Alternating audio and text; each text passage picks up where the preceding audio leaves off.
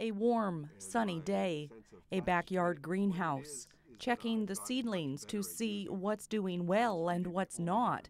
A scene just like this one takes place in backyards all over Vancouver Island at this time of the year. But in this particular greenhouse in Parksville, Albert Ruel does it all without sight. Radishes, Long Island. And so now... Radishes, Long Island. He's using a pen friend to navigate his young garden. The device cost him about $150. He says technology has come a long way in giving blind and visually impaired people the ability to live independently, but there's a long way to go. If you look at the GPS that you may or may not have in your vehicle, it talks to you. It will tell you when to turn once you've programmed it.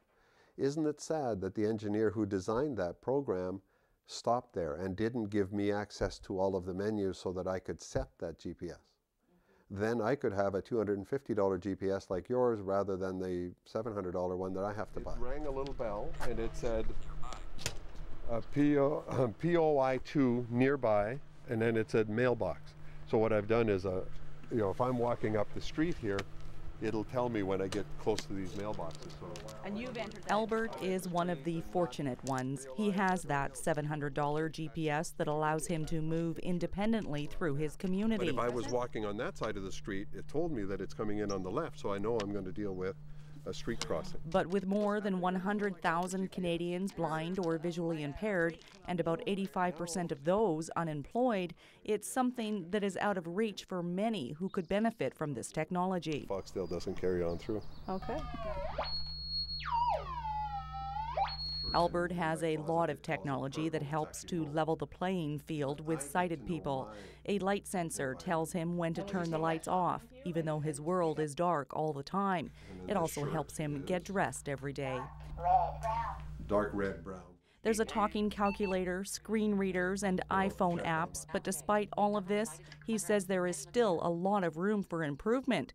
It comes down to universal design. I have a television here that I can't use. Even I can't see the picture, I can still listen to documentaries or newscasts or a great many things, but they scroll things across the bottom that aren't spoken. The menus of these complex televisions today are beyond my ability to memorize sequences. Anytime you see a digital display, that could have spoken. It could have been designed to speak. And at the design phase, that would cost pennies. At the retrofitting phase, long after it's been built, costs thousands of dollars, and that's the sad part. Albert started losing his sight when he was in his early 20s. He's a navigator with the Equipment and Assistive Technology Initiative that allocates funding for BC residents with disabilities who demonstrate a need for assistive technology. He's an advocate for the blind professionally and personally.